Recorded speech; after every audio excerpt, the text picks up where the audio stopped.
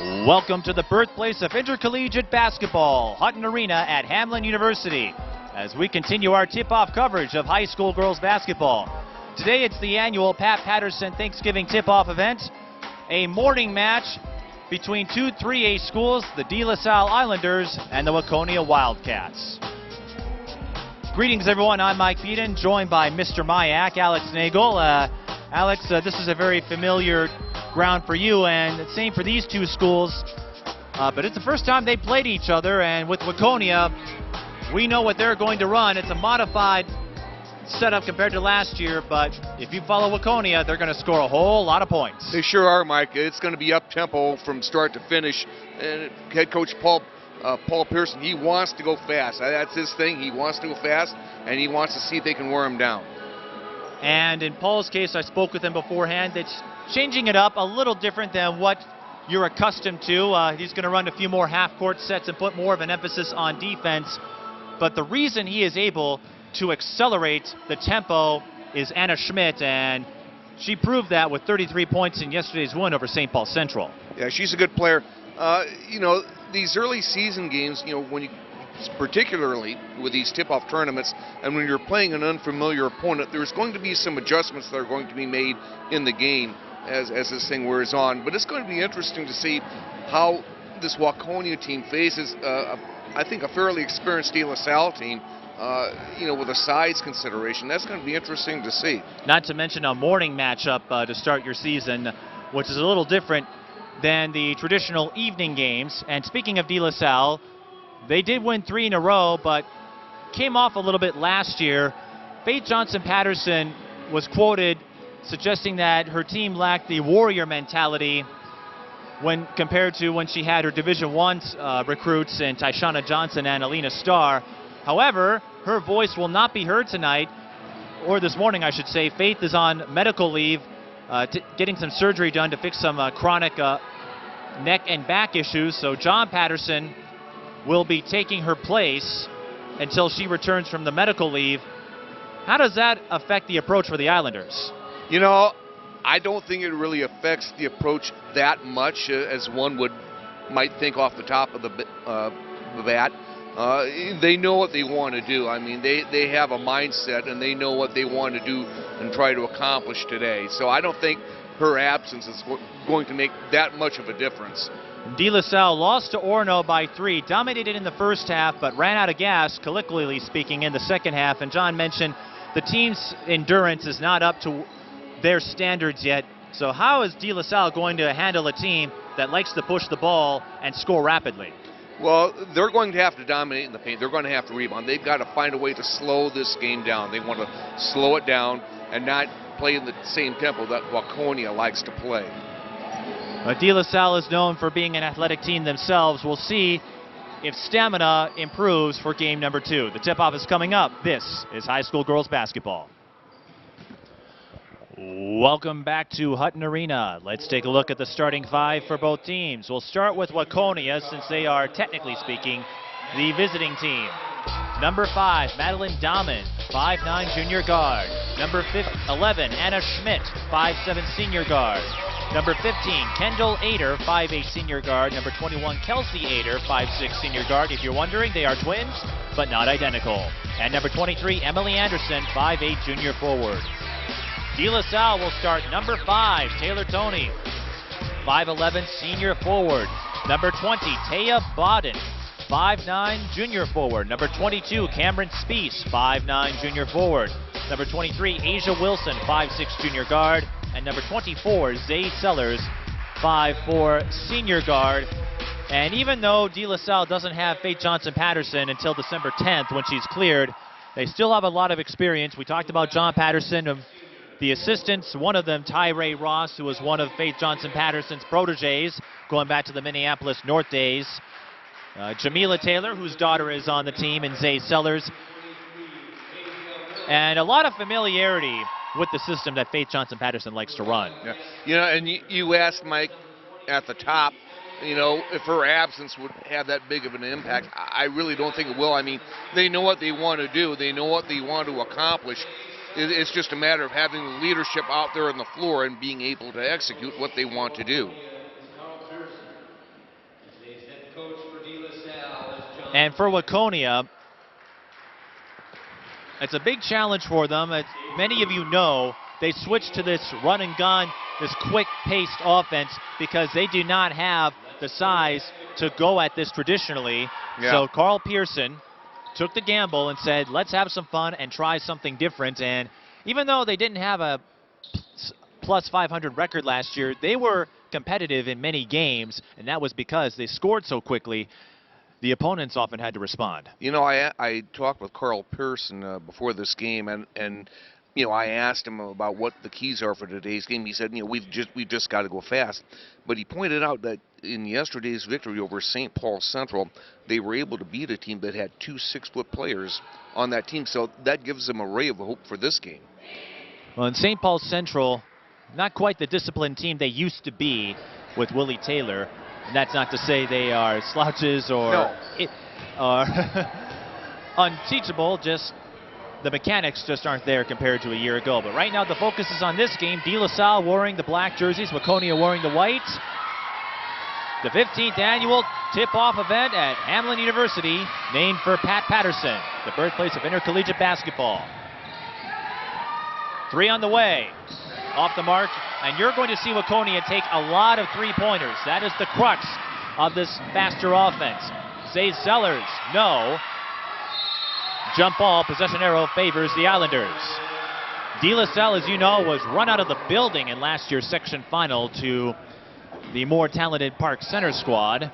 And Park Centers used that victory en route to their 3A championship. Overpass on the inbound, and Waconia gets the block. And that's obviously has to be a key today for De La Salle to cut down on the turnovers and mistakes. 3 again. No bounce. Waconia's offense, if you follow the WNBA, rings similarities as Wilson misses a tray. It rings similarities to the old Phoenix Mercury days of Paul Westhead, Corey Gaines, where there was more emphasis on offense than defense. And we're certainly seeing that here in the early going. Dahmen, bullseye. In the words of Carl Pearson, if Waconia takes a mid-range jumper, it's due to a mistake. Yep. Their focus, exploit the perimeter. Zellers tried the high-low feed to Tony, but she's picked off by Kendall Ader. Schmidt had 33 points in yesterday's win over Central, 16 of 19 from the free throw line. Dahmen kicks out, Ader for 3.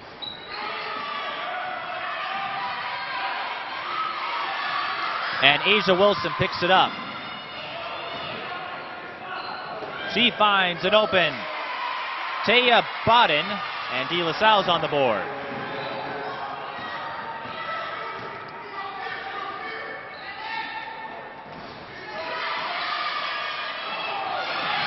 Now Dahmen with the steal. I wonder if we're going to see Waconia try to drive the paint in a possession or two.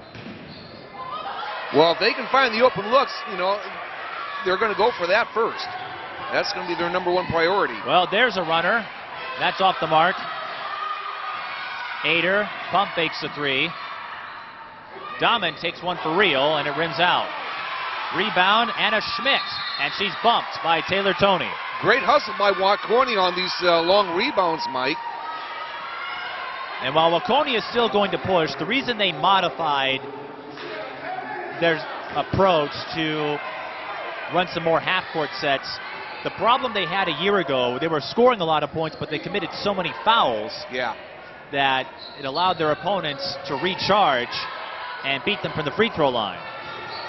So the emphasis this year is reducing the number of free throws they give up to their opponents. And if they can do that, they may be in position to win more games. Ader with the finish. So if you're concerned, yes, Waconia can drive the paint too. Strong move there by Kendall Ader on that one. Wilson for 3. Short. And the rebound to Schmidt. Schmidt headed to Concordia St. Paul, attempts the bounce to Dahmen. And De La Salle I thought that went off of them. Or it actually did go off of them. Yeah. I got my directions crossed. I'm impressed by this Waconia team so far, just simply on the rebounding, defensive rebounding here down. They're really out hustling De La Salle. And nobody is taller than 5'9" on the varsity roster. Blocking foul. That will go against Cameron Speece. On the floor for the Wildcats is Allison Fuller, number 25, and number 34, Tatum Johnson. Non-shooting foul, so a side out here. Pull up. Well, there's the mid-range we were talking about. That may have been a miscue. Kelsiater thought about it, kind of hesitated, then put it up errantly. But the Wildcats still hold a 5-2 lead. Shooting a little off so far for both teams. But switching the triple is Zay Sellers. The daughter of Jamila Taylor. She goes by Jam, and Jam very familiar with basketball. I have a few archives from my late friend Tony Gear as Waconia drew the foul there. One of them was a 1990 Gophers game in which Jam was one of the sideline reporters.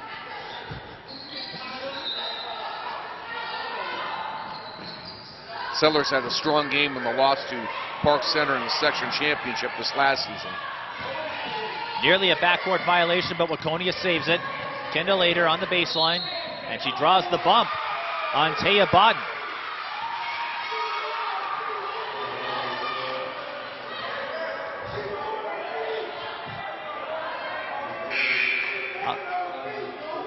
And here come more Waconia subs. They used to do 5 in, 5 out every 2 minutes. That's not going to be the case as much. New player in, number 35, Hallie Copy. But Waconia still has to sub frequently just because they expend so much energy pushing the ball as they do. In the same token, it's harder to get them in foul trouble, because even if you get one player in, you've got several subs to deal with. Yep. Speaking of subs, De La Salle sending in one. That's Patience Griffin, number 21. Griffin was a surprise role a couple of years ago in De La Salle's last state tournament. Made the all-tournament team that year. Was a big three-point threat, and stepping out of bounds is Tatum Johnson. So De La Salle forcing the turnover. It's kind of funny you mention that, Mike. It seems like she's been around forever for De La Salle. She has been around for a while.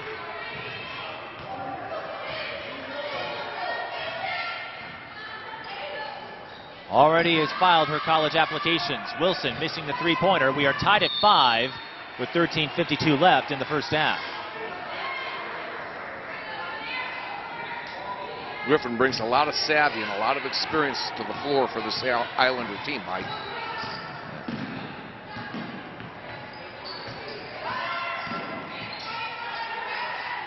Three on the way. Waconia's had a few rattle out. And the rebound to Bodden. Wilson thought about it, goes to Griffin. Deflected off Waconia. Griffin avoids the double team.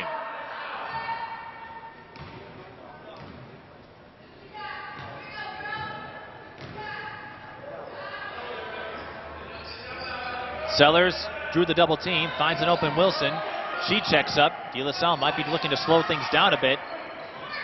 They want the three. Griffin will fire. Rebound and the putback by Bodden. It was a jump ball. 4 players went for it. Bodden one out. Waconia for the answer. No. Rebound Griffin.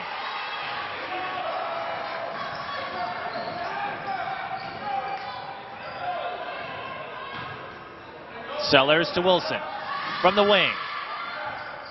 That's off. Not a lot of inside looks from either side. De La Salle got a couple deflections and it results in a steal for Zay Sellers. Not enough numbers to push, so a half-court set is forthcoming.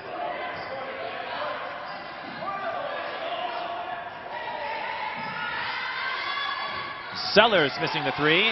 Rebound Johnson. Not a lot of inside looks. It's all three all the time.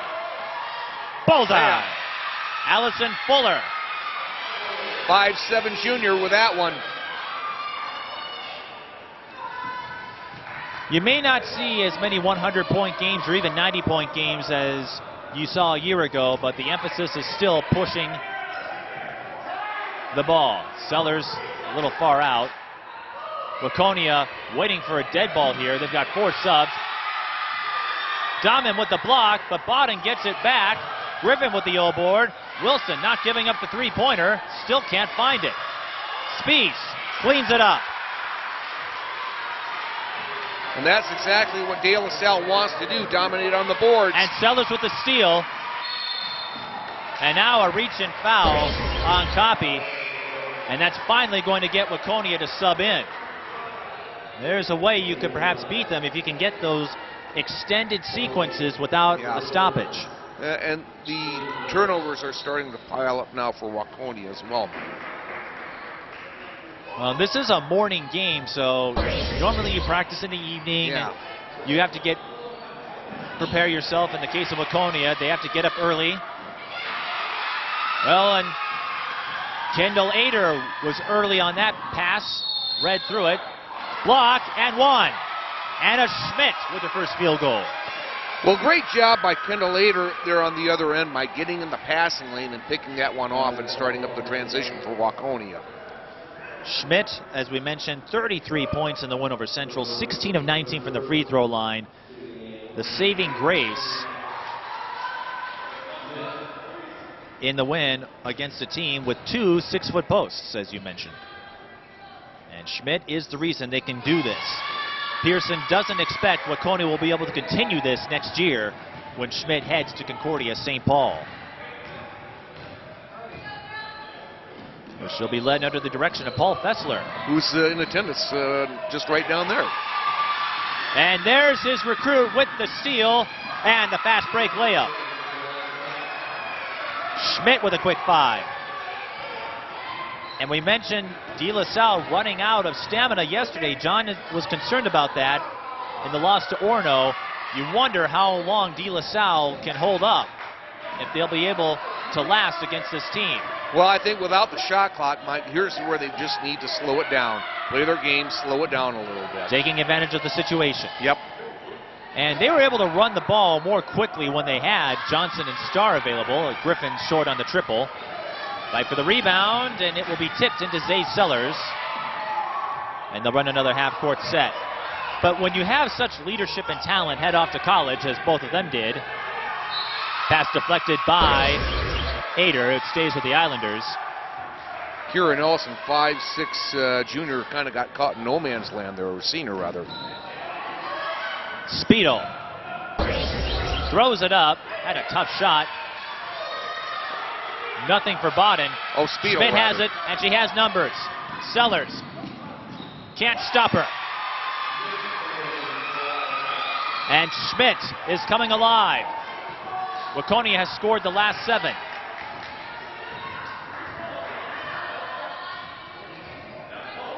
And it's not just the scoring she brings. Speedle off the mark from three-point range. De La Salle saves it though. Griffin has yet to make a tray.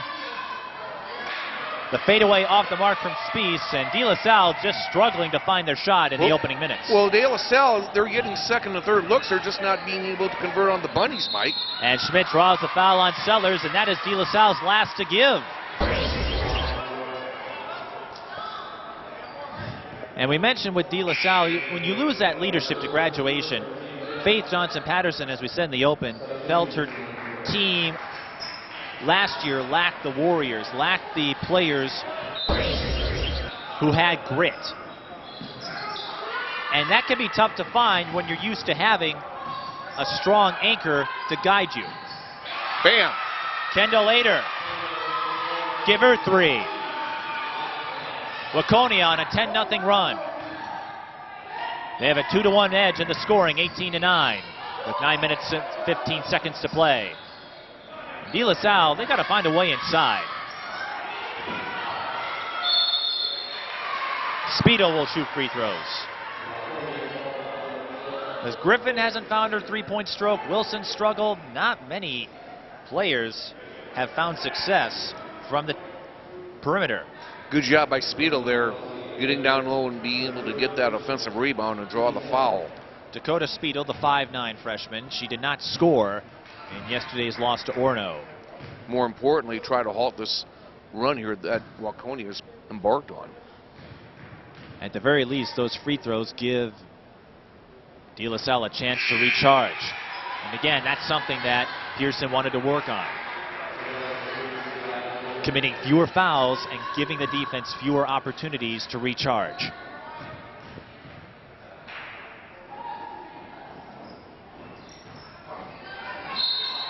Over the back foul on De La Salle, and Waconia in the bonus.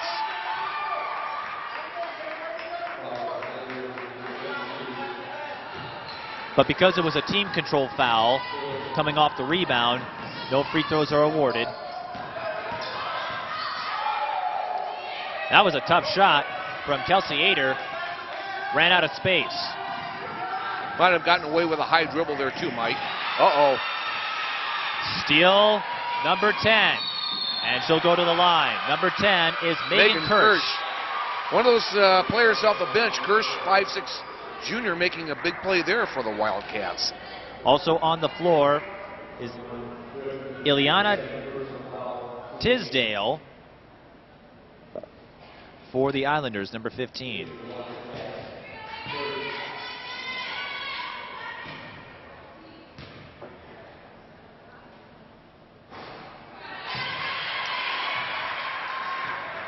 Kirsch, the 5'6" junior. In yesterday's game, misses both free throws there, so we're going back and forth here. Kirsch had 4 points in the win over Central.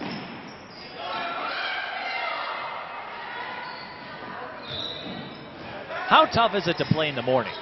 Well, I don't care what sport it is.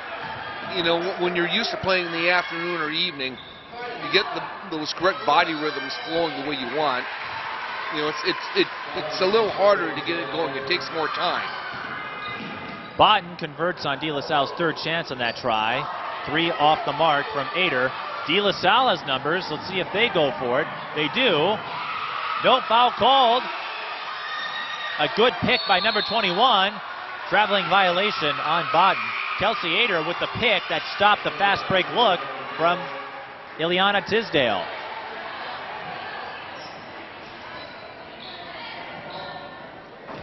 Maybe not the scoring we expected to see, but Waconia's defense holding up very well against a competitive 3A foe. Offensive rebound, Schmidt. Post up, yes. Great job by Anna Schmidt steering that offensive rebound and getting the putback. Schmidt up to 9. Second in the state in scoring last year behind Carly Wagner. And almost had the steal there, but Waconia applauds the anticipation. And if Schmidt holds up to those 33 points that we saw yesterday, she very well could lead the state in scoring this season with Carly Wagner now wearing maroon and gold.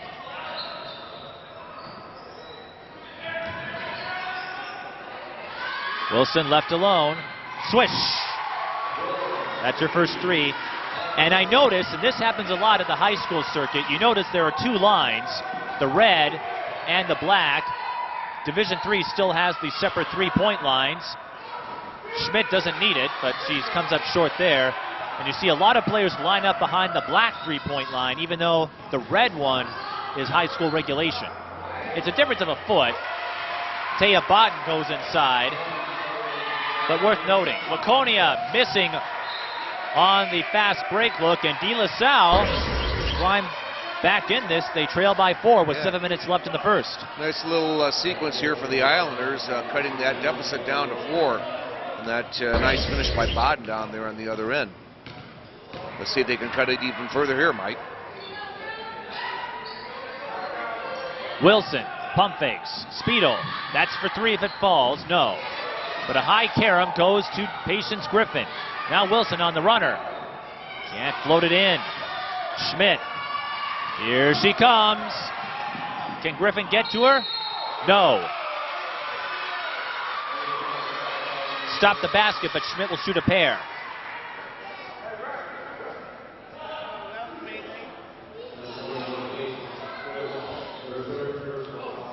You know, the thing that impresses me about Schmidt, you know, when you watch her, especially come down in a transition opportunity like that, Mike, is that she's got such great control. Free throws at a premium so far. Neither team has done well.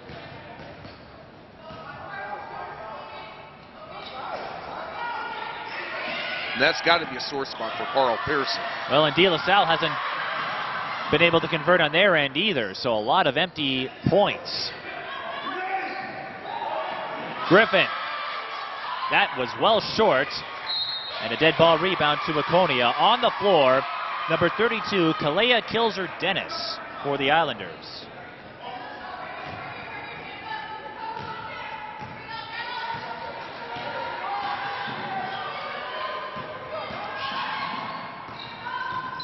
Ader used up the dribble, gets rid of it. They want to go to Schmidt. Now she kicks out. Three was deflected.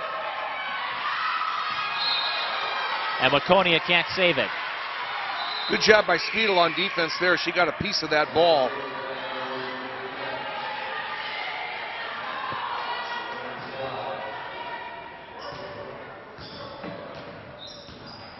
So nice job by the Islanders here in the last 2 minutes, Mike, averting complete disaster and getting this deficit into a much more manageable fashion. Well, this is a competitive team, and Faye Johnson-Patterson, now that inside pass went off the backboard, and it ends up as a steal for Kendall Ader. Not scripted, but it works. And Dahmen, strong from three-point range.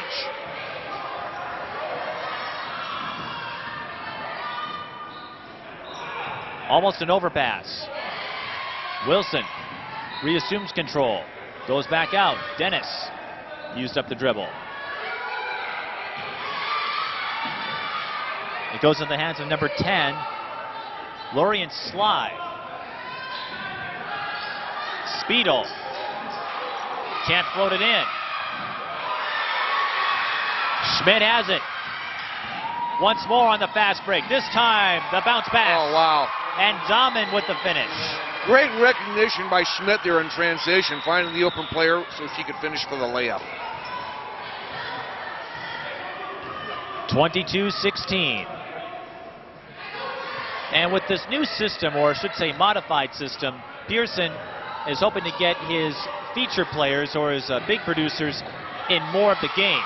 Schmidt with the steal, and she's all alone. Draws the foul as Spies caught up to her, and she'll shoot a pair. And the reason that's important is now he can use top players like Schmidt and Dahmen for 75% of the game as opposed to 50 when he had to sub in and out every 2 minutes. Yep. Tell you what, she's lighting up Hutton Arena here in the last couple of minutes.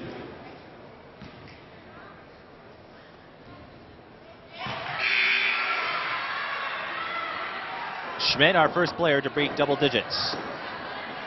Kelsey Ader back in the game now for the Wildcats as well. Taylor Toney also going back in, and the Islanders, we mentioned Waconia trying to keep a lid on fouls, so they're doing a great job at that. Just 2 so far. De La Salle already has 10. Another change for De La Salle that we did not note as Schmidt made both free throws. Lisa von Steinberg's no longer on the coaching staff. Yeah. She left, well, her daughter is now playing high school ball, and it was becoming too taxing on her schedule. Jump ball, Waconia with the possession arrow. Kelsey Ader, I believe, got in there.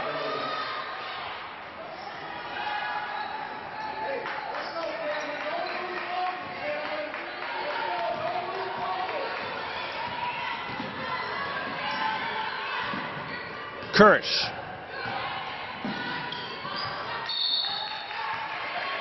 Little too strong on the pass, and Kendall Ader turns it over.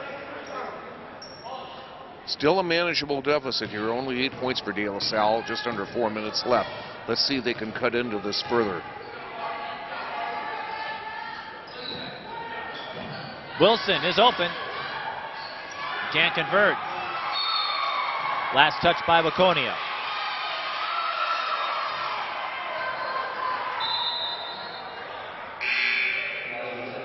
And Zay Sellers will go back in. While that took place, the ruling was overturned. From my vantage point, it did look like De La Salle touched it last. Yeah, that's what I thought but too. that's my opinion. You know how much that's worth.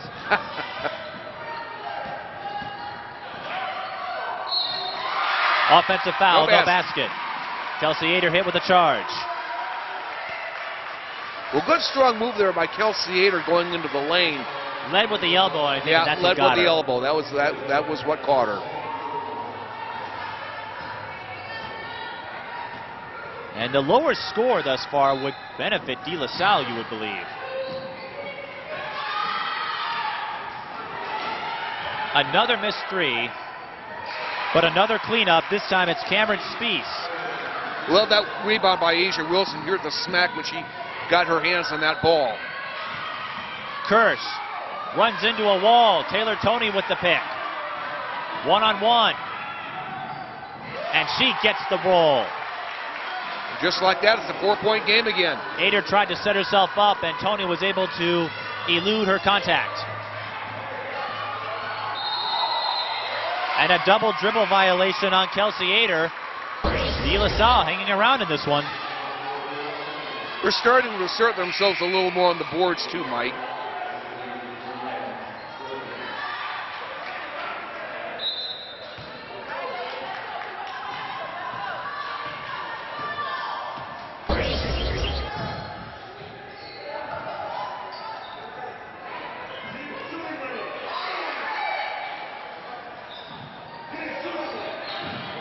Sellis kicks out to a wide open Griffin.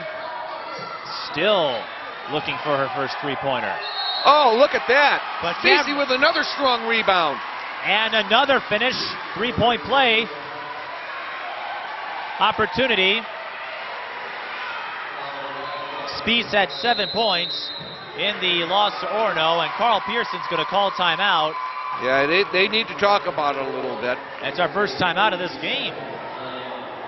Usually it's a little sooner when a team uses one of those timeouts, but they don't carry over to the second half, and you don't lose any if you don't use any before the first half ends. Well, great job here by De La Salle in the last few minutes, Mike.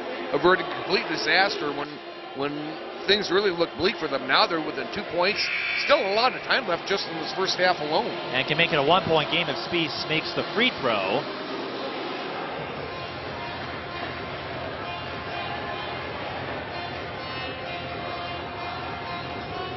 What do you think the big thing is going to be for De La Salle, because they still have Park Center in their section, and you know Park Center is the favorite to repeat in 3A. Well, I just think finding some more consistency from the perimeter where they're shooting. They've got some rebounders. Spiess, we're seeing that down there right now. I just think it's going to be more of a consistency thing for them. I'm a little surprised they don't try to go inside a little more. I mean, they don't have a great size advantage over Waconia, but we've seen the proficiency they exhibit when they can get on the boards, crash it like Spiess has in the last couple of possessions. Spiess with a couple of putbacks. Now a chance at a three-point play here with 2:31 left. His three-point shooting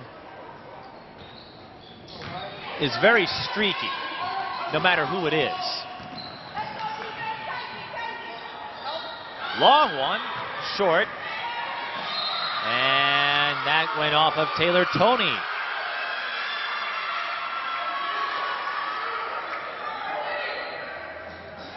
You know, De La Salle was the dynasty, and for the last several years, they ran the 3A tables unchallenged.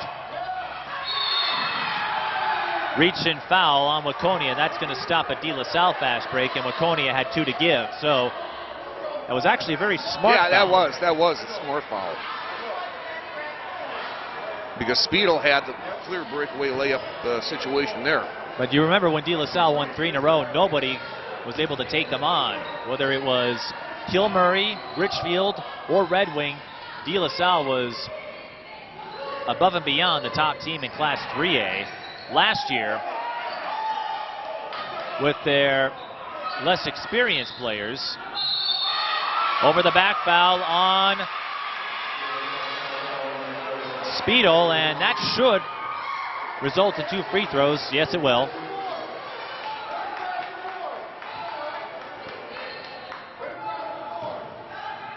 As we know in high school, though, players graduate, and that is often the great equalizer. Yeah. And sometimes they even transfer. I was doing some research last night. Jasmine Martin left Hopkins, or I should say left the basketball team to focus solely on volleyball. Kelsey Ader can now remove her focus from getting on the scoreboard. She converts her first point. But then the fact that Martin is not playing basketball anymore surprised me a bit. That is a surprise. Her older sister was a fixture at Bloomington Kennedy. Tony, no look dish, and the finish from Cameron Spieth. 26-24. Spieth coming on strong here late.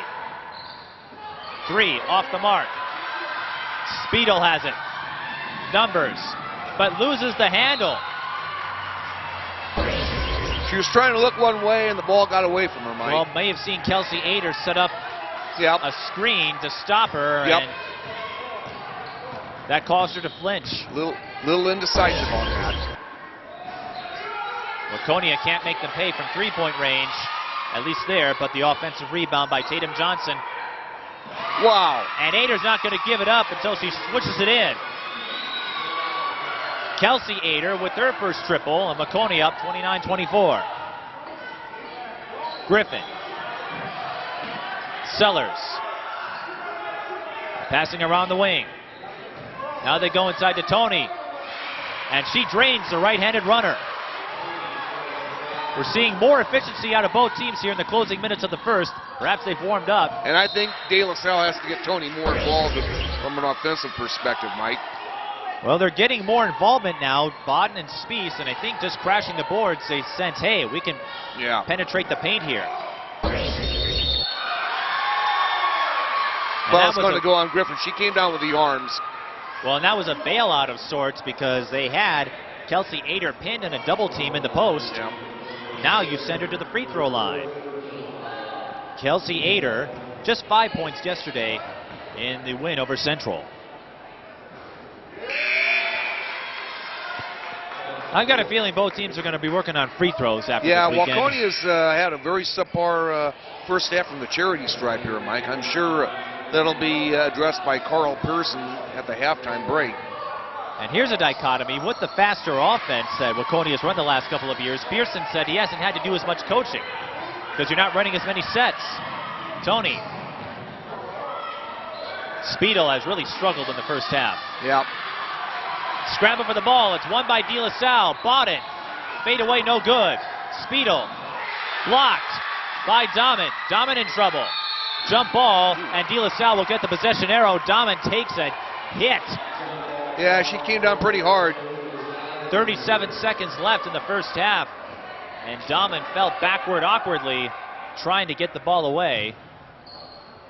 A little slow getting up, but Spirit, but she's all right.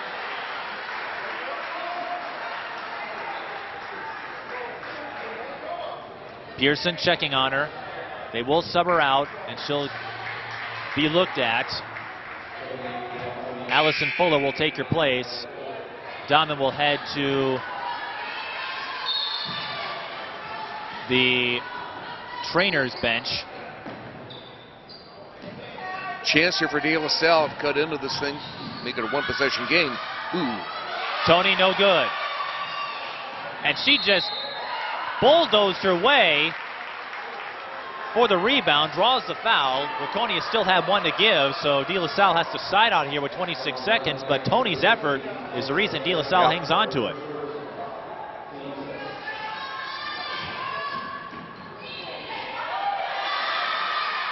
Bam. And finally, Speedle gets on the board. Just inside the arc. Waconia has 15 seconds. Will they run a half-court set, or will they go for it here? There again, Kelsey Ader led with the elbow, Mike. Taylor Tony drawing the charge, and De La Salle with 10 seconds to tie or take the lead here. What a turn of events here just in the last 4 or 5 minutes. Clock has not started. And the officials can spot that, so they're going to have to try this again.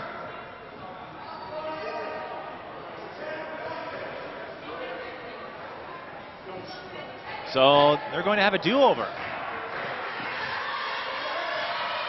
There we And now go. the clock is going. So a do-over here. 5 seconds. De La Salle. Oh, they had wow. Kelsey Ader, or Speedle wide Speedle. open there underneath. And Too high on the pass. Speedle. That's the equivalent of a drop in the NFL. Yeah. That was a pass Speedle should have caught, but that's all right.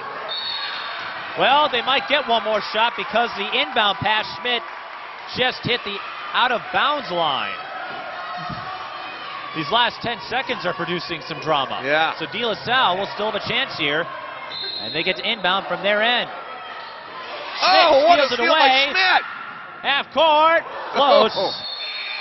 Well, that was a crazy 10 seconds. Yeah, some fireworks just in the last 10 seconds alone. The De La Salle fan next to us, he has to catch his breath, and so do we. De La Salle with a 30-28 with a 30-28 lead.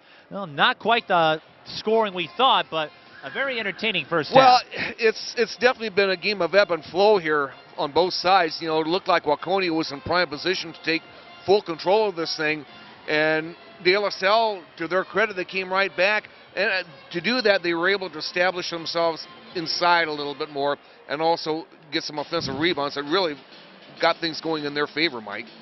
So a close game between two 3A foes. We'll come back and go over first half numbers. This is the Pat Patterson tip-off tournament on TSP television. Waconia leading De La Salle 30-28.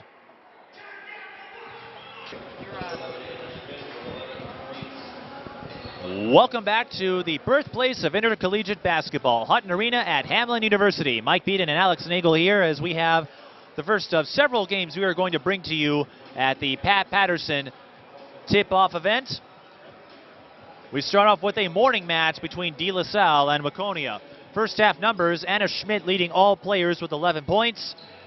Kelsey Ader has 6, Kendall Ader and Madeline Dahman have 5, and Allison Fuller has a 3-pointer to her credit. De La Salle's starters on the board. Cameron Speece and Teja Bodden have 8. Taylor Tony has 4. Aisha Wilson and Zay Sellers with 3. I think the big element that will influence the second half, how well De La Salle can get inside. Because we know Waconia favors outside shooting anyway. De La Salle, when they were able to crash the boards to get second chances, it produced a lot of success. You know, and I think the big thing for Waconia coming into the second half, Mike, I think they're going to have to make some adjustments on defense. I don't think that they can have sustained success staying in that zone. I think they're going to have to make some sort of adjustments on defense to try and neutralize De La Salle's advantage here in the paint.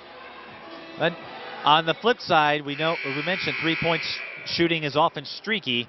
If one of these teams finds their stroke, this game could get really wild. Yeah. Well, we saw it get wild here in just in the last 2 or 3 minutes alone, Mike. Even the last 10 seconds. Yeah. Not the craziest 10-second sequence I've ever seen. Bullseye! And a Schmidt. Oh, boy, I tell you what. But maybe Schmidt's about to turn crazy on the scoring end. She's up to 14. Sellers to Wilson.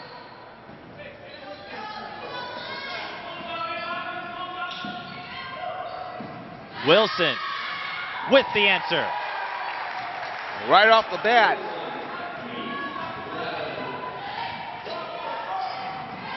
I'll see your 3 and give you 1. Reach and foul on Bodden.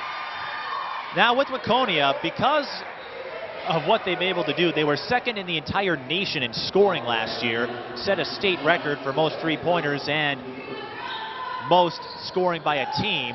They're getting invited to some of these more prestigious events outside the state. Well, they got invited to this one.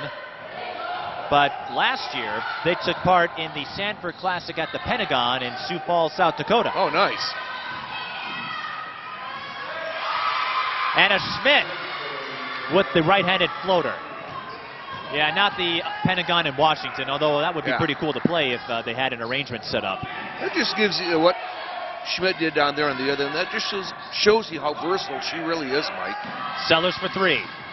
Short. And the rebound going to Emily Anderson. Schmidt kicks out. Dahman for three. Yes! Again, great recognition by Schmidt coming down the floor, seeing her open. A quick 8 points here for Waconia. A bit of a difference from the first go, or from the first half when scoring was harder to come by. Tony short on the mid-range J. Schmidt has it. And gets bumped. But she recovers in time. No three-pointer, but cleaning up the mess is Emily Anderson. Great job by Emily Anderson on that, sneaking in and getting the offensive rebound for the putback.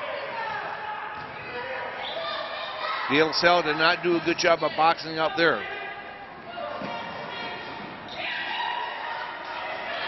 Second time is the charm for Cameron Spies. She couldn't post up the first time. And Spies has been performing cleanup duties extraordinarily well for the Islanders today. Schmidt drawing a bump, throws it up, had a tough angle to work with. And every time Waconia has pushed it out to a few points, De La Salle is able to work their way back inside. But an overpass, Taylor Toney couldn't handle it. And Schmidt has it. Runs, dishes to Anderson, off the backboard and in. Schmidt is making this offense run whether she's shooting it or not. Yeah, she really does, Mike. Wilson, she's left alone. Bullseye. De La Salle hanging around here. Wilson has all three-pointers, three of them. That's where she's been shooting. But Waconia responds with Tatum Johnson with that one. 5'7" sophomore, uncorking that three from the left top area. Inside feed, and Bodden draws the foul. Paul Fessler getting some popcorn. And some Diet Pepsi to wash it down. Well, you need a little popcorn after the burst of scoring we've had in the second half thus far. Teja Bodden with 8 points.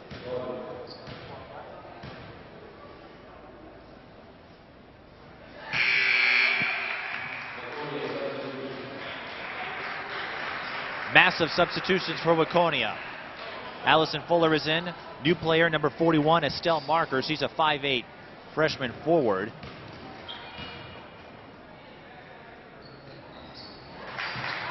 And Bodden is perfect on that exchange.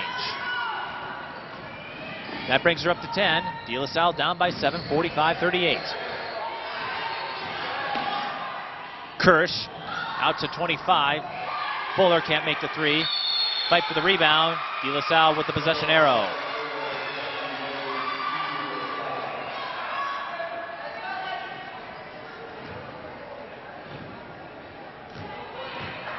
I wonder how tough it is for Faith not to be able to participate. I mean, she is very passionate with her coaching. 8 state tournament titles, 5 with North, 3 with the Islanders. Wilson, passionate from long range. That's her fourth triple. Her second in this second half, Mike. 5-point margin. Waconia says, won't match that. That's Megan Kirsch's first basket. Well, last year, Waconia set up a fundraiser where they would, participants would donate a dime for every made three-pointer on the team. And Sellers drops a triple herself. That fundraiser resulted in over $2,000 going to the American Cancer Society, but it scared off a few donors. Jokingly, Carl Pearson said that jokingly, but De La Salle not and here joking comes about Schmidt the steal. back into the game for Waconia, Mike. Sensing De La Salle storming back here. Taylor Toney short again. Bodden. A scramble for the ball. Out of bounds. De La Salle has it. Carl Pearson wasted little time getting Schmidt back into this game. But to finish up that point, because it, I shouldn't say it scared away some donors, he jokingly said it did, they changed it this year where it will be every made free throw. Because they can't control that as much as three-pointers. Oh, that was... quite a collision there between Toney and Smith, and Schmidt may be down. She looks like she's okay. Schmidt was bumped by Toney. And very close to the bleachers. Yeah. And that is not a place you want to hit. No. Especially early on in the season. Wow. Wilson drains another tray. Her third in the second half, and it's a 1-point game. 5 triples overall. Can't get the kiss off the glass by Copy, but she draws the foul. Allie Copy, the 5'9" junior forward, scored 1 point in yesterday's win over Central. Goes back to that theme. Every time Waconia pushes out, De La Salle reels in. Copy on the board.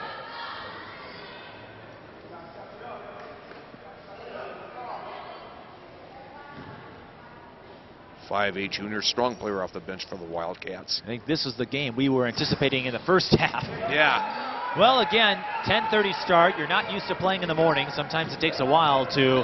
The circadian rhythm sometimes need a little time to kick in.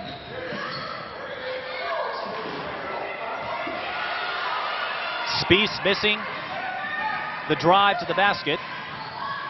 Schmidt lines up.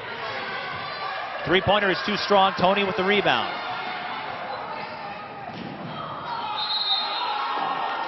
They will stay with De La Salle. No call there. That surprised me a little bit.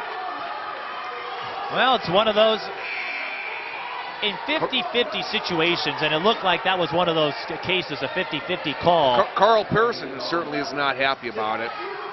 Well, and I have to imagine John Patterson is a bit relieved that Tony didn't get hit with an offensive foul. But in those 50-50 situations, as Spieth is blocked by Dahmen. Hang on, Dahmen is going to drive all the way himself, and they're going to call the block. You know, that surprised me because I thought she led with her shoulder.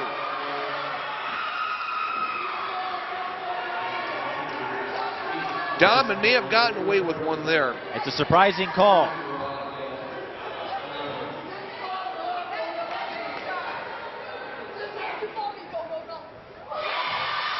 I was going to say, I don't mind officials who let the 50-50 calls go because you can't definitively say one way or the other how it went.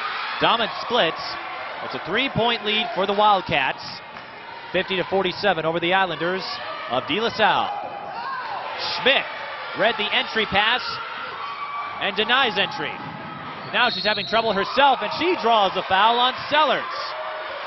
Schmidt is just one of those players who has the ability, Mike, to take over a game, and she's trying to do that right here. And she's heading to a program. Fechler knows a thing or two about that. He's had a lot of success, including last year when Concordia got to their first Elite 8 in Division II history. Yep. And they're one of the premier programs in Division II.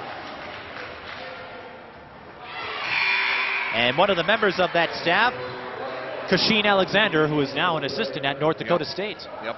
Of course, taking her place is Ashley Ellis-Milan, and maybe that leads her to a Division I job. Yeah.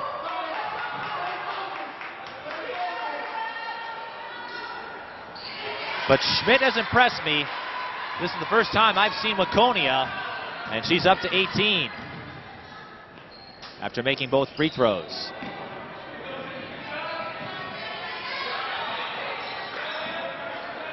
Sellers, Wilson, look out.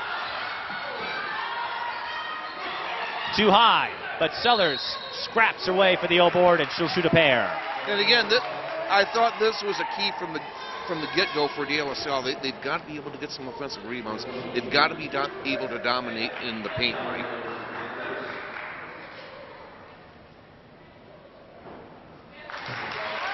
Zaid Sellers, the younger sibling of Michaela Sellers, I believe. Or maybe it's the same person and I'm just not aware of it. She makes both free throws. Okay, senior, so it's the same person. Sellers scored 4 points in the loss to Orono, and she's up to 8 now. Schmidt, pump fakes.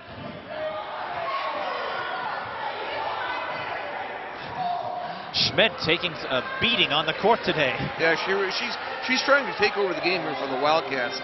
Good recovery there on that loose ball, came off of Dahmen's foot. Carl Pearson said Schmidt may average about 29 points per game, or she did last year, but in his mind, she's worth 50 because of her assist-to-turnover ratio. And how much do you think Dahmen is worth? Well, she's having a great game so far. What a great weave to the basket. She made that look effortless, didn't she? She sure did. Deflected. Dennis in trouble, drawing the double team. Passes out. Wilson. Good ball movement by De La Salle, but they can't get an opening. Oh! So Cameron Spies is going to pull a little Simone Augustus and hit a fadeaway with the double team. Oh boy, she had hands in her face. Three-pointer too strong, but Schmidt with the O-board, and she's fouled by Wilson. That should be a shooting foul. No, a traveling violation. The official from behind saw something the baseline official didn't, and the call is overturned. I never counted on this much of a fireworks display in Thanksgiving time, Mike. I hope you digested that turkey. Although it may have come back up after yesterday when UCLA lost to Stanford. You might have regurgitated some of it. That was not pretty. Neither was the Gopher women. They had a tough loss to Vanderbilt.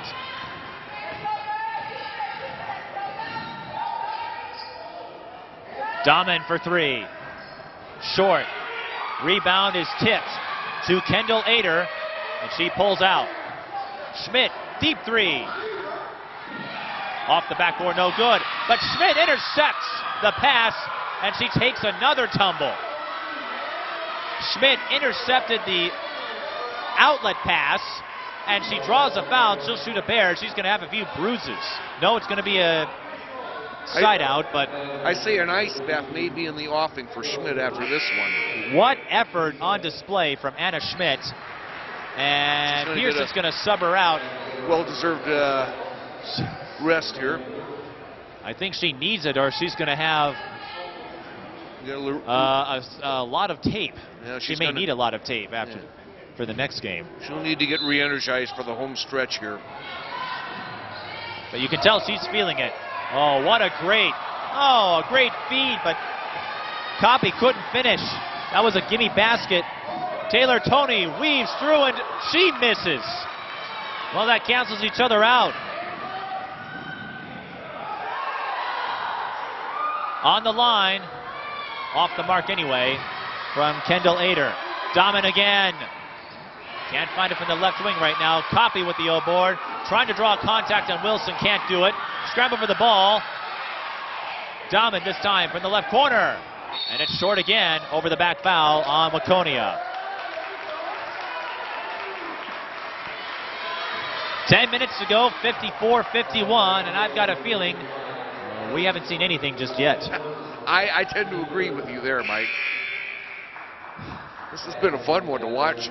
They may not be favorites to win the 3A title, but they are, as you said, fun to watch. And I believe Waconia is in the same section as Richfield, Benilde St. Margaret's, and Washburn. Yeah. Holy Family in there too. Kendall Ader with the block. 2-on-1 for Waconia if they go for it. Ader does, but a nice screen set up by Sellers. Ader couldn't finish there. Toney's deflected, and it goes off of Toney, so Waconia forcing the turnover.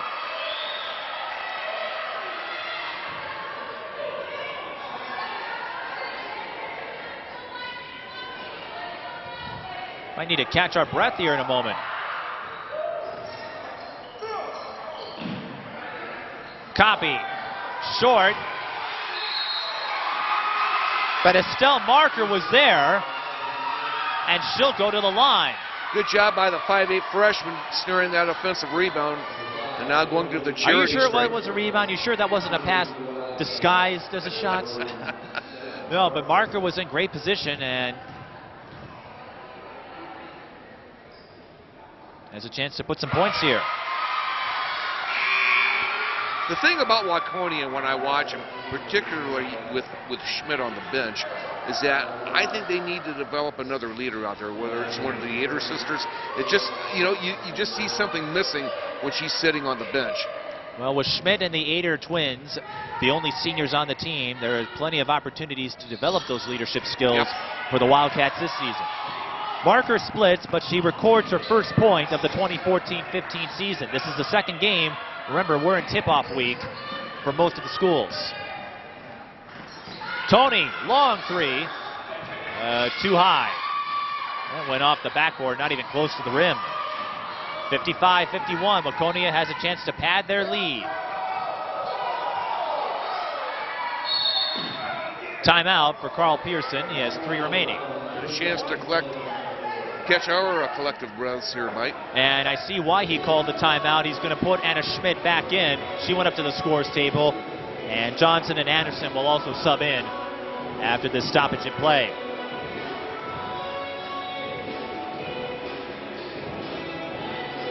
Now we're seeing a more conservative defense out of Waconia as opposed to all offense, and it's paying off for the Wildcats here. And like I said, I think they needed to make some adjustments on the defensive side. I didn't think that they could stay in that zone for the entire game. Well, and then going just from last year to this year, because, yeah, it's a lot of fun to score 80 or 90 points, but you still want to come out on top of those games, and again, they were more competitive. And I appreciate the gamble that Carl Pearson took, because not many coaches are willing to discard everything they were accustomed to in favor of a new system. Even Stanford did that. Tara Vanderveer dropped the triangle offense because she didn't have the personnel to make it work. Waconia didn't have the personnel for a traditional style, so you need to change up. And that may not be the format you see at other teams. You know, Edina, Lakeville North, there are going to be some teams that prefer the more methodical possessions, but Providence. Although they did score 68 yesterday. So I don't know, maybe they changed it up too. But the point is, innovation should never be discouraged, regardless of what level it is and the sport.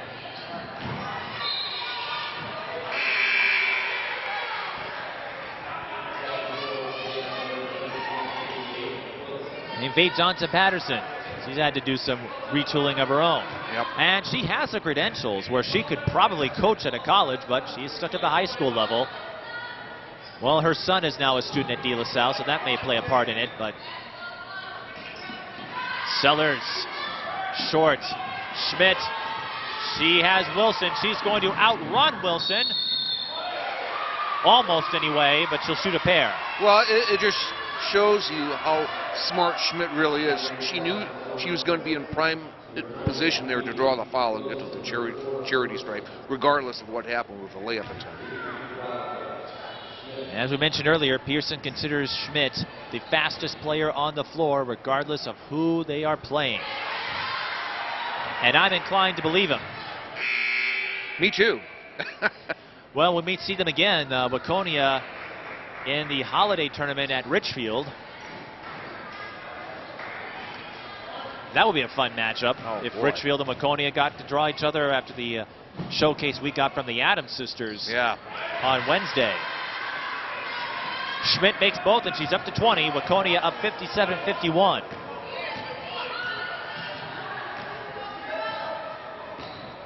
De La Salle, if they want to hang around, they are going to need to work their way in. Three-pointers are going to be a tough draw. Griffin finally gets her first triple. Well, shut my mouth. De La Salle cuts the lead in half. Griffin is a three-point specialist for the team. One of the few mistakes by Schmidt today, she walked with it there, trying to create some space. And she'll commit a few turnovers, any player will, but the fact that she keeps the assist-to-turnover ratio heavily in her favor is a huge asset. Griffin from the corner, can't get the second, but an offensive rebound. Sellers checks up, goes for the runner instead, and comes up empty. Schmidt kicks out for three. Griffin with the rebound. That was Allison Fuller on the attempt. We haven't called her name much.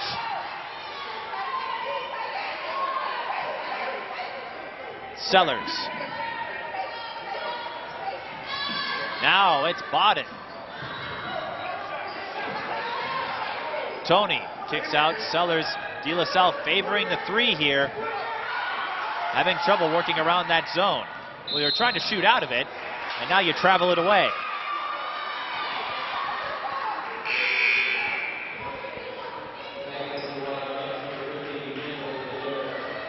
Missed opportunity for the Islanders there on that one, perhaps, Mike.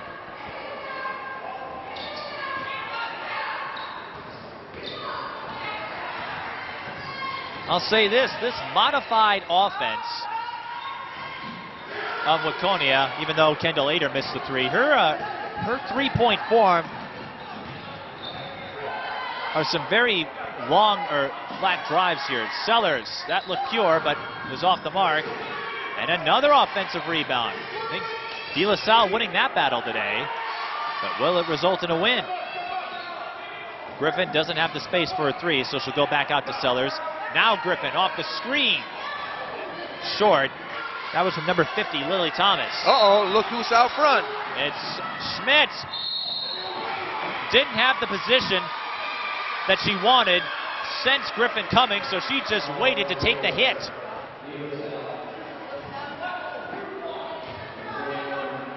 And that's a heads-up play by Schmidt, knowing Waconia or De La Salle is in the penalty here. Yep. So if you don't like the position, just wait, take the contact.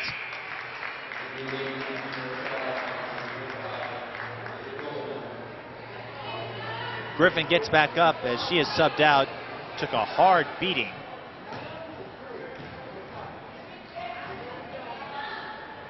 When she collided with Schmidt. And how about Schmidt's grit? She's taken, what, 3 or 4 tumbles yeah, at in least. the second Well, half? we had that one down there by the bleachers here not too long ago. And she makes both free throws. She's up to 22. And she's been doing pretty well from the free throw line. In fact, her last 6 points have come from there. So the donors will be having a few dimes to donate, thanks to Schmidt here. Sellers going inside. Oh. Another fadeaway from Bodden. That was a tough one, too. Dahman kicks out. No three-pointer, but the rebound, no. Here is Anderson. And Waconia offering a little payback in terms of crashing the boards. Well, just some good hustle there by the Wildcats. Getting inside, De La Salle not boxing out like they should. And just like the first half, Waconia not in the penalty yet. De La Salle has already committed their 10th foul. So for the remainder of the game, Waconia will shoot 2 free throws on any defensive foul against the Islanders. But because De La Salle has been switching in and out so much, no player really has to worry about foul trouble right now. Both Ader sisters back on the floor for the Wildcats now with Kelsey back in there. Emily Anderson makes both free throws, pushes the lead back to 5, 61-56, 5:40 left in regulation. Number 25, that's Dejane Copeland in for the Islanders.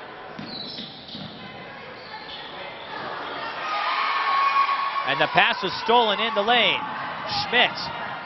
What a great feed. Oh, Anderson wanted that and one, but great vision by Schmidt to find the open player. Yeah, exactly. I mean, on that the just weak shows side. that just shows you, how great of a player she is. I mean, she not only has takeover ability, but she has the ability to get her teammates involved as well. And De La Salle, I don't know if this is how many players they normally sub in. There have been a total of 12 players, but this might be an adjustment based on yesterday when they lost to Orono because they got out of shape and they ran out of gas. Bullseye! Kendall Ader converts 2 misses at the free throw line and gets 3 out of it. Waconia up to an 8-point margin. And that's exactly the score that Kendall Ader has. The zone again.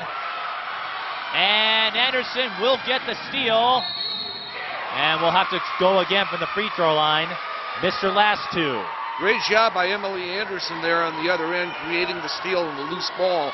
and grabbing it and going the other way, Mike. And we'll see how Waconia fares, but again, St. Paul Central was a state tournament team last year. De La Salle, a competitive group. If Waconia is holding up well with this modified offense, they could be a dark horse in 3A. Yeah, they really could. This is danger time here for De La Salle. Down 8 here. They want to keep it within single digits, to stay within striking distance. Although Anderson is giving up a lot of points at the free throw line here as missed her last 3.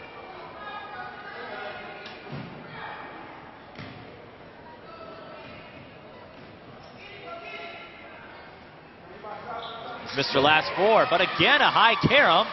Kendall later, she'll line up a 3 again. Boy. A mirror of the last possession. Talk about being in the right place at the right time. Kendall later has been that in the second half for the Wildcats. On the left and right side, she has put in 3-pointers after Anderson missed free throws. And De La Salle's passing getting a little sloppier here. They turn it over. Waconia with their largest lead of the game, I might add, 67-56. And now it might be time,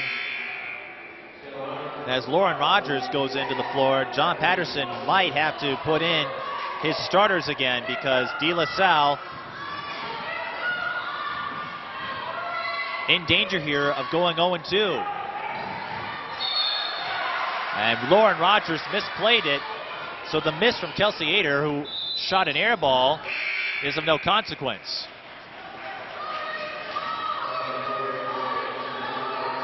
.438 left. Waconia with the chance to put this one away, and De La Salle came within 1 point of this. Schmidt, that would have been a huge dagger had she made that. De La Salle was within a point earlier in the second half, and Waconia has taken control since. De La Salle not able to penetrate the zone effectively. Rogers had the opening, and then I don't know what happened there. Schmidt weaves through the maze and navigates herself to the charity stripe once more. Well, Schmidt has been more reliable from the free throw line, so that's probably a player you want to put down there. Absolutely. Just such great takeover ability by Schmidt. You don't see that very often on a player, Mike, but she certainly has that strength, that ability to do just that.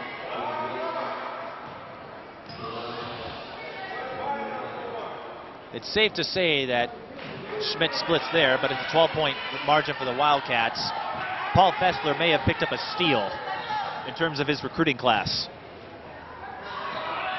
A jewel for sure.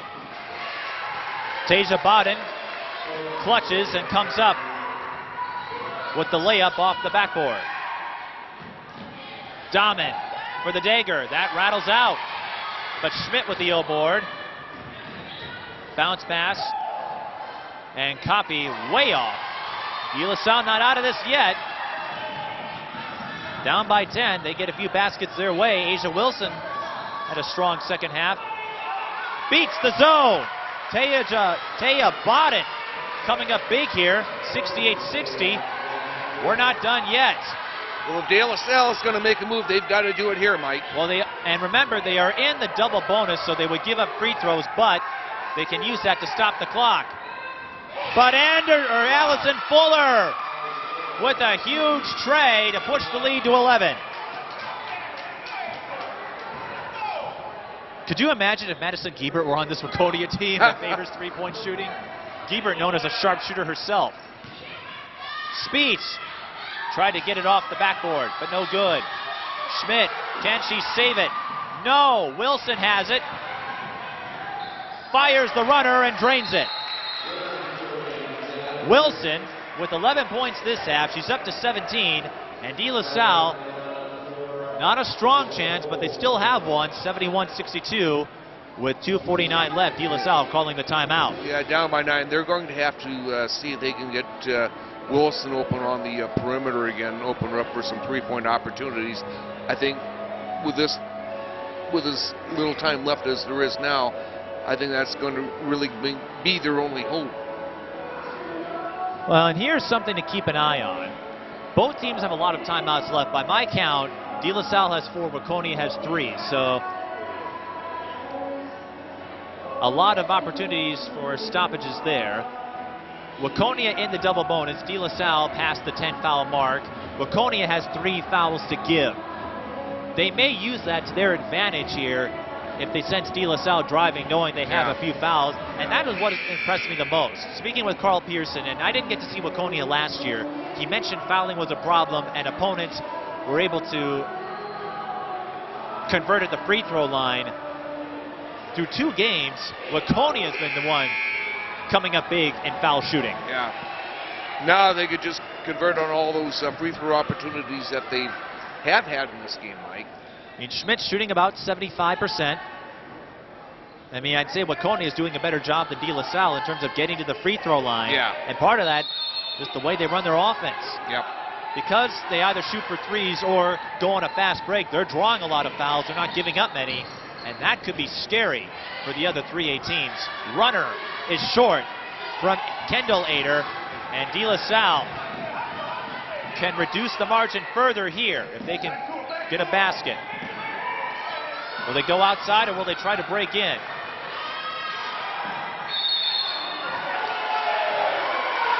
And an offensive foul. Wow. Cameron Spees thought she drew one, but she pushed out a little bit as Speedo threw up an air ball. And Sellers and Tony going in. John Patterson, this might be the most animated state we have seen him in today. Usually we're used to the very vocal Faith Johnson Patterson as she bellows out commands, often strains her voice, and because that was a loose ball foul, it results in free throws here for the Wildcats. But Kirsch misses the first one. And you can bet Carl Pearson's team will be working hard from the charity stripe this next week, Mike. Well, Schmidt seems to have the free throws down. It's the other players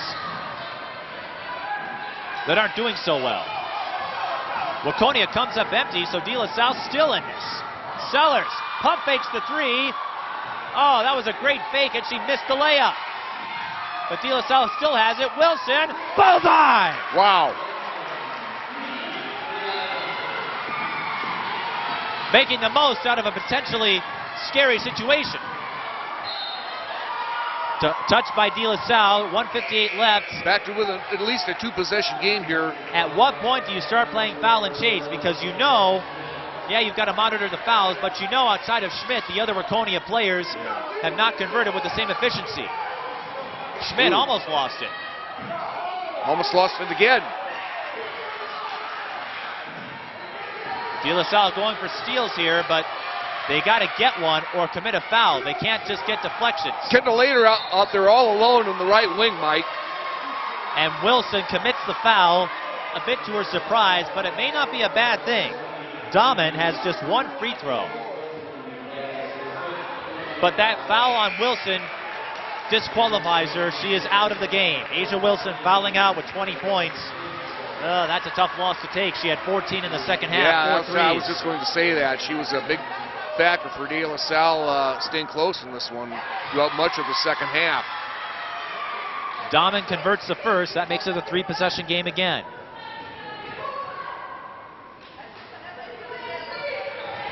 Missed the second. A lot of points left behind by Waconia here late. And De La Salle still has some other players out there. There's Tisdale. Wilson was the big 3-point threat, but De La Salle and 1! A clutch make for Cameron Spees, making up for the foul that she got earlier. Well, great strong move there by Spees to connect on the basket and get to the charity stripe as well, Mike. Spees with a chance to make this a 4-point game. As we said, De La Salle has other players, and they've been able to beat the zone a couple of times in the second half.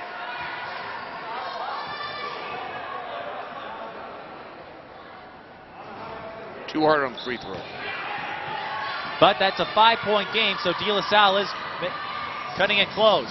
Schmidt loses the ball to Tony. Islanders can push. Tony lost the handle, and she travels. Wow, what a lost opportunity there for the Islanders, Mike.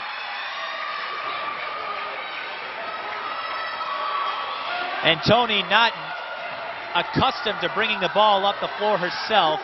And again, we talked about this on Wednesday. It's the first week of the season. The timing may be off for some of these players. Some play AAU and Fall League, others focus on other sports. Waconia is just going to elapse time here as they are up by 5. De La Salle is going to have to start considering a foul here because they are letting Waconia eat up clock. And they're running out of time. 50 seconds now. 5-point lead.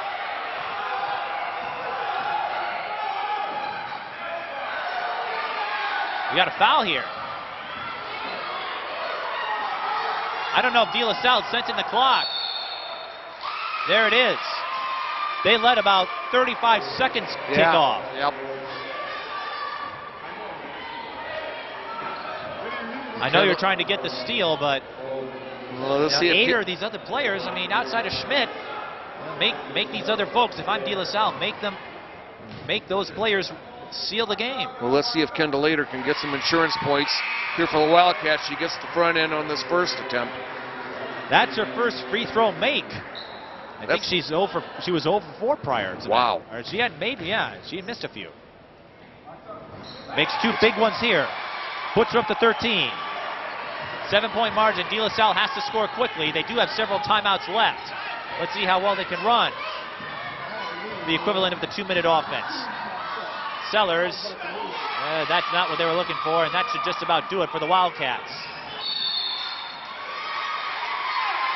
Waconia will hang on and go to 2-0, and De La Salle just made a lot of mental miscues here late. Well, you know, they had opportunities, but it's just a matter, it's not only having the opportunities, but capitalizing on them as well, Mike, and they didn't do that all the time. And the big difference for Waconia in this game, they avoided foul trouble. Yeah. On the other hand, I do think if you're Coach Patterson, I think you can take a lot of positives from this one. You had some opportunities. You were close. You just got to find ways to be able to finish. Kendall Lader splits, but that's inconsequential here. She goes up to 14 points. Tony, left alone. Waconia will give her that. 6 points for Tony. A tough game for her. Waconia will run out the clock. It may not be the 90 or 100-point milestones we saw last year, but Waconia starts their season undefeated at the tip-off tournament. 75-69 win here, and I think Waconia is going to be a team to watch in 3A. Oh, absolutely, absolutely. With a player like Anna Schmidt, I mean, who can take over a game. She did that in the second half, Mike. I tell you what, she's going to be a player to keep your eye on this season.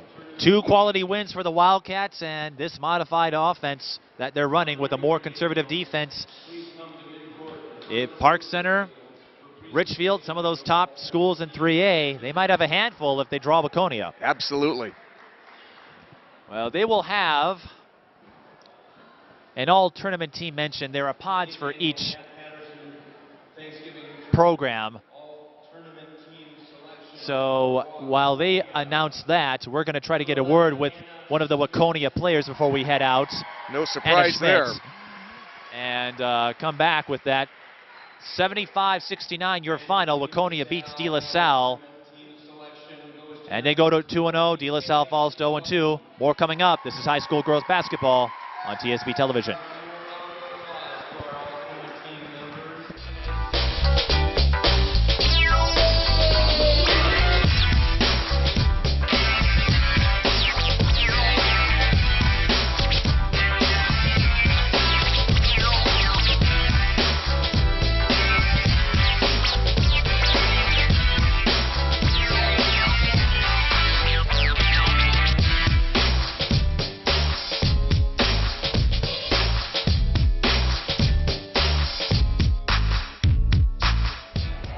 Mike Beaton here on top of the bleachers, at least in the lower level, and someone who was at the top of her game this weekend is Anna Schmidt from Waconia. Anna, a modified offense compared to last season for the Wildcats, and so far you're 2-0. How is this retooling working out for you? I'd say we're playing more of defense than we were last year. We're not pressing as much, and we're still trying to keep the fast pace, but we're working on more of like our defense and then controlling the ball and just keeping a good pace still like last year. I'd say defense was a huge asset for you, especially in the second half. And if it wasn't defensive stops, you were getting in there. I mean, you were really disrupting things for De La Salle, especially in the zone. That zone formation was working out. Yeah, definitely. We knew that they were going to come out in a 2-3, so we knew that we would have to penetrate and look for open shots and just work against that as best as we could. It gave you a scare in the second, came within one, and then late you had to close it out. So how concerned were you at that point, and how did you fight off that De La Salle charge? Well, they kept chucking up some threes. They were going in, so we knew that we had to close out on the shooters to really help with that. And we were kind of turning it over here and there. We started panicking. We just all had to relax, just take a breath and say, just play hard, play our game, and we'll be fine. So what have you learned over these last couple of years? Because last year it was a big gamble going to this faster-paced offense. Nobody had seen it before. Now you've had a year to adapt to it. How have you embraced it? I was a little iffy about it at first when he first told me about it, but now that we know how it works and teams are really confused, it's fun. I enjoy pushing the ball, just going, and we're a really good three-point shooting team. And we're not very tall, so we have to use that to our advantage and find something else that works. Well, you were clutch at the free throw line. That's one thing your coach mentioned working on was preventing opponents from getting there, and you did a very good job of that. I don't think you were in the penalty throughout this entire game. Yeah, he told me that I'm only allowed one foul a half, and I have to be very disciplined, so I just focus on that and just really try to back off and just play good defense. What happens if you go over that? Do you get suicide sprints in practice? No, but pretty close. So I guess it's your last year, and you were second in the state in scoring. You might get first, but what goals do you have as you make your final stand in the Waconia purple before you move to the Concordia blue and gold next year? My goal this year is I'm not too worried about points or records or whatever. I just really want my team to make it to state. That's what we've been thinking about. That's what I've been thinking about for 4 years. I've never been. My sister and brother both have in a sport, and they said it's amazing, and I just want the opportunity. So that's our goal this year. I'm sure, though, you don't mind if your donors chip in a few more dimes if you get those free throw makes, or last year was three-pointers. Yep. That scared a few folks, but it was a fun game to see. And then before you head out, because I know you've got to get back to Waconia, anyone you want to say hi to that's watching this on Prep 45? My grandma. I'm guessing maybe she is. I have no idea. She probably will eventually. But well, thanks, Anna Schmidt. Congratulations on a undefeated start, and we might see you down the road as the season presses on. This was a lot of fun to watch. Thank you. Right. Anna Schmidt from Waconia. That wraps up our coverage for this game. For everyone here, I'm Mike Bodden. We'll see you shortly.